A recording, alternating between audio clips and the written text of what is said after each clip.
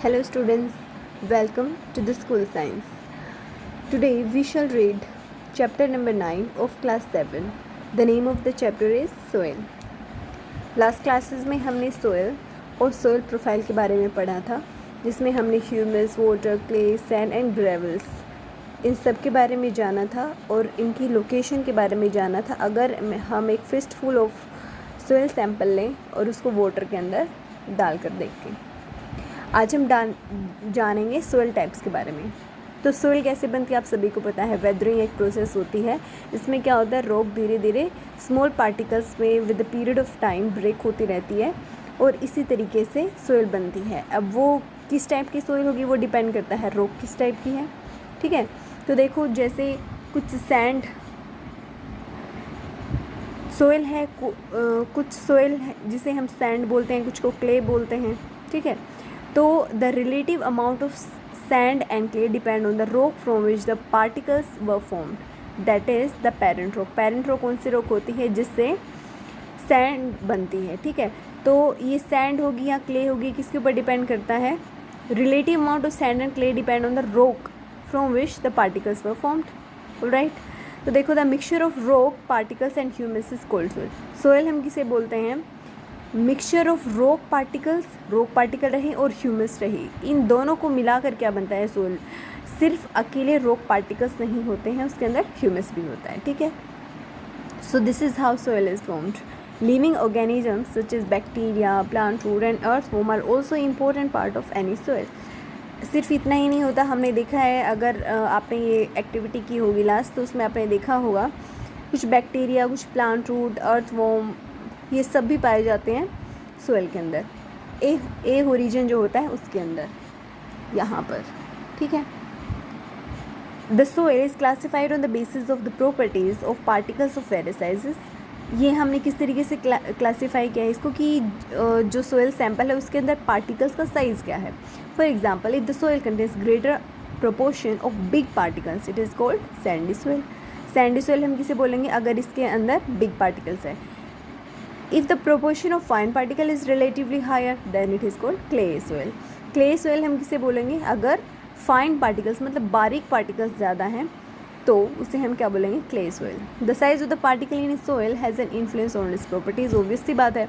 ठीक है, जैसे कि देखो सैंड है, सैंड के पार्टिकल्स बड़े बड़े हैं।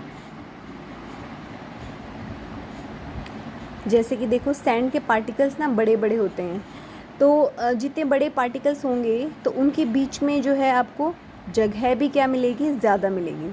ठीक है, सपोज ये सैंड के पार्टिकल्स है, क्ले के पार्टिकल्स बारीक होते हैं तो उसके बीच में जगह जो है एयर के लिए स्पेस वो एज़ कम्पेयर टू सैंड क्या रहेगा, कम रहेगा। ठीक है, तो अगर यहाँ पर जगह ज़्यादा है तो जगह ज़्यादा है मतलब यहाँ पर इस जगह पर क्या आ जाएगी, एयर। ठीक है, और अगर एयर आ रही है तो इसी वजह से हम क्या बोलेंगे, aerated. We say that sand is well aerated. Sand क्या है, अच्छे से एरेट मतलब एयर ट्रैप है यहाँ पर।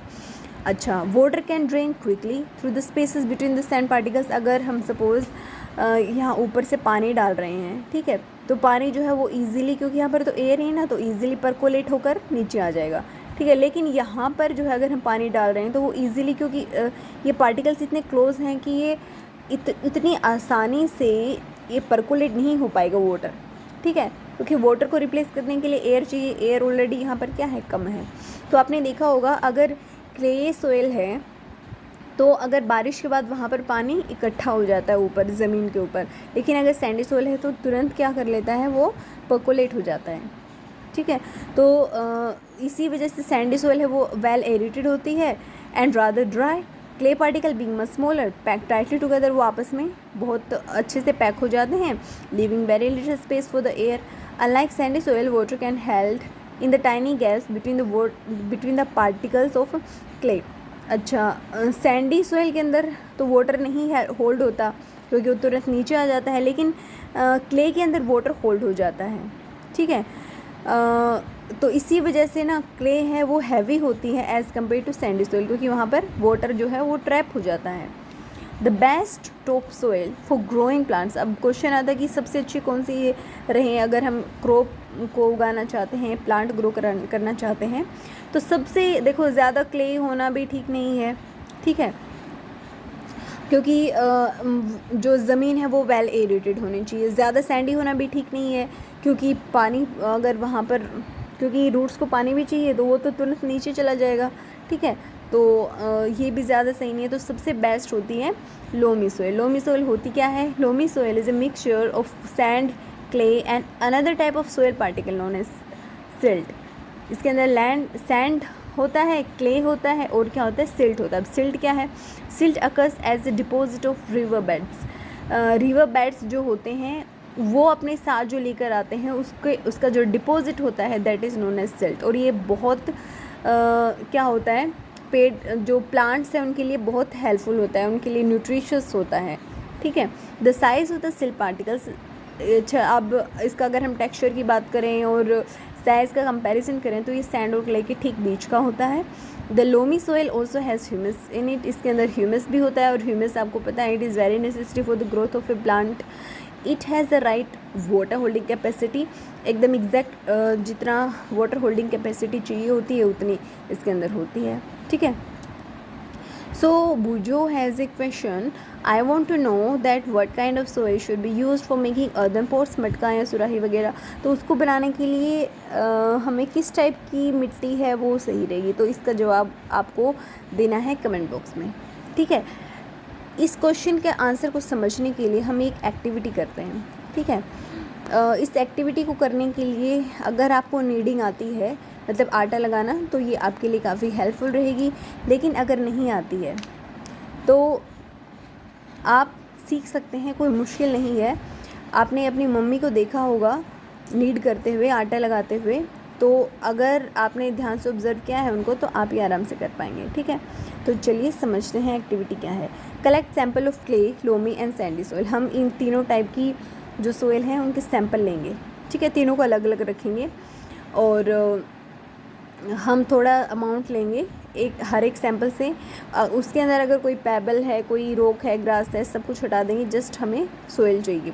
Now add water drop by drop. जैसे हम आटा लगाते हैं उसी तरीके से धीरे धीरे हम पानी का अमाउंट डालेंगे और उसको क्या करेंगे, नीड करेंगे जैसे हम आटा लगाते हैं।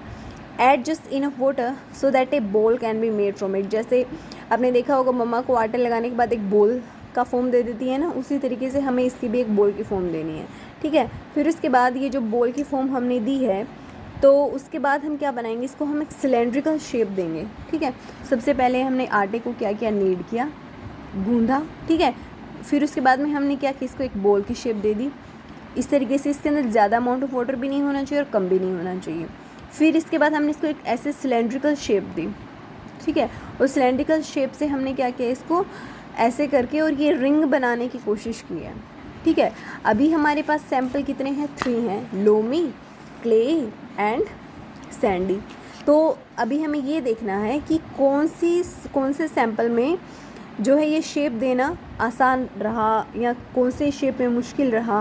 मतलब हमें वो ऑब्ज़र्व करनी है वो चीज़ कि क्या हमारा रिज़ल्ट रहता है, ठीक है। तो आपको ये एक्टिविटी करनी है और आपको रिज़ल्ट्स मुझे बताने हैं कमेंट बॉक्स में।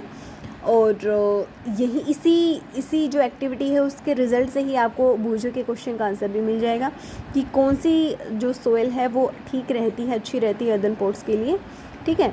तो that's it for today students. Good luck for the activity and I hope you all go for this activity, and if you have any question regarding activity or the section which we have read in this chapter, you can ask me. So let's meet in the next video with the topic properties of soil. soil की क्या क्या properties होती है उसके बारे में हम जानेंगे अगली क्लास में। till then stay safe, take care, and yes, do not forget to like, share and subscribe and press the bell icon so that whenever I upload a new video you can get notified. Okay students, bye bye.